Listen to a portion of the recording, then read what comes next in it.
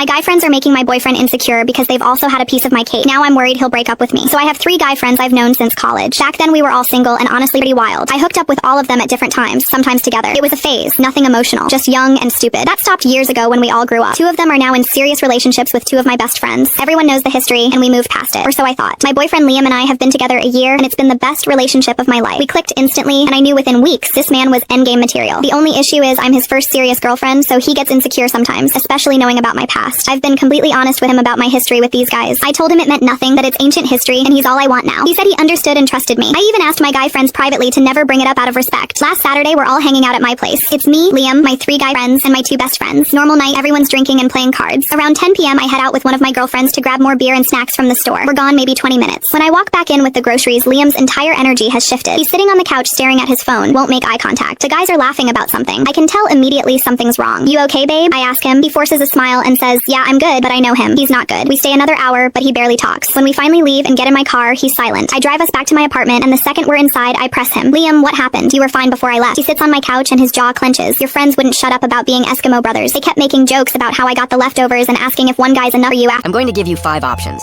Choose the one that describes you the most. Option 1. You trust people too easily. If that's you, like this video. Option 2. You miss someone, but you'll never tell them. If that's you, comment 2. Option 3. You act happy even when you're not. If that's you, share this with a friend. Option 4. You overthink almost everything. If that's you, save this video. Option 5. You feel like nobody really understands you, but you're still trying to become a better version of yourself every day. If that's you, follow this page. Now here's the challenge. Don't lie. Comment the number that matches you the most. Let's see which option wins. Never yell at your child during these 5 sensitive moments. I mean it. Never. This will change how you parent forever. 1. Right after they wake up. Their body and mind are still adjusting to the day. Yelling now connects mornings with fear instead of warmth. Start their day gently. 2. Right before school starts. Mornings are already overwhelming for small hearts. Your words literally shape their entire day ahead. Send them off with encouragement, not anger. 3. When they come home from school. They've kept emotions bottled up all day long.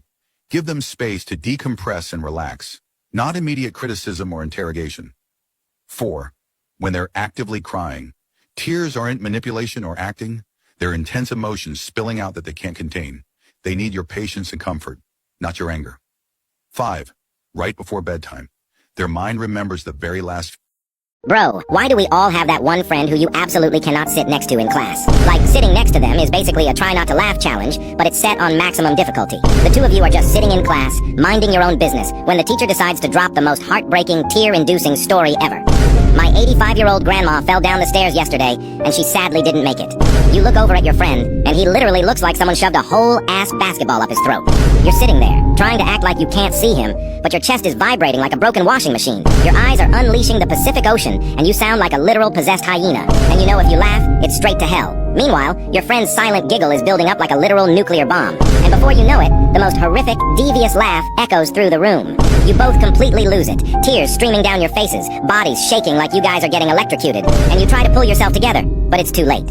You both look up, and the teacher is just staring at you like you just insulted. Why does my best friend remember things about me that I forgot myself? I say one random sentence in 2019 like, I don't really like yellow. Fast forward to today. I pick up a yellow hoodie and they go, since when do we like yellow? Excuse me, I don't even remember saying that. Why are you included in my character development? They remember my childhood crush's middle name. I barely remember why I liked him. They know my mood from the way I type. I send, okay, and immediately I get, who annoyed you? Bro, I didn't even realize I was irritated yet. And don't let me switch my tone slightly. I say, I'm fine. They hit me with, no you're not. Start talking. Why are you leaking private data in HD? But the second someone else says one thing about me, they turn into my personal bodyguard. I swear my best friend is half therapist, half FBI, and somehow still the only person I trust with everything. Tag the undercover agent you call your best friend. What happened when my daughter got her first period? My daughter got her first period, and by dinner, men were on trial. I was making coffee when she kicked the bathroom door open like the damn FBI, holding her underwear with 2 fingers. Mom, I'm leaking from the room department. I almost dropped my mug. I said, sweetheart, relax, that's your period. She froze. That horror story was real? I thought you were just warning me away from white shorts. I gave her a pad. She held it up like evidence. So I bleed, cramp, wear a mattress in my pants, and still have to act normal. I said, pretty much. She whispered, women are not okay. By dinner, the whole family family was there. Grandma, Grandpa, my husband, my son, my sister, everybody. Maddie walked in wrapped in a blanket, holding cranberry juice like a tiny war widow. My husband said, "You feeling better, baby?" She stared at him. "Don't baby me, sir. Your entire gender would call 911 over one stomach cramp." Grandma slapped the table. "She ain't wrong." My son laughed. "Bad mistake." Maddie turned slow. "You laughing? You wake up every day with no uterus and still manage to be useless before cereal." He went silent. Grandpa coughed into his napkin like he was trying not to choose a side. My sister said, "Maddie, it's natural." Maddie said, "So are earthquakes, Aunt Lisa. We still don't tell people to relax inside one." Then my husband tried to help. Terrible choice. He said, "At least it only happens once a month." Maddie put her fork down. "Dad, if your butt bled once a month, you'd have a podcast, a support group, and 3 men online blaming the government." Grandma screamed. Then she pointed at my husband and said, "Baby, she read you like a church bulletin." My husband whispered, "Why am I under attack?" Maddie raised her cranberry juice. "Because tonight we honor the fallen. Me, my pants, and my emotional stability." Then Grandma stood up, grabbed her sweet tea, and said, "To womanhood! It's painful, expensive, and somehow men still think they're in charge." My son said, "Can I be excused?" Maddie smiled. Then she slid 3 napkins across the table. One to my husband, one to my son, one to Grandpa. On each one, she had written, "Monthly inconvenience tax." My husband blinked. "What is this?" Maddie took one slow sip of cranberry juice. "A bill." Grandpa squinted. "Why am I included?" Maddie said, "Back taxes." Grandma almost fell out of her chair. My son whispered, "What do we pay?" Maddie leaned back like a tiny dictator in pajama pants. "Chocolate chips and emotional silence." My husband said, "You can't tax every man in the house." Maddie smiled. "Run, peasants, the uterus is charging interest."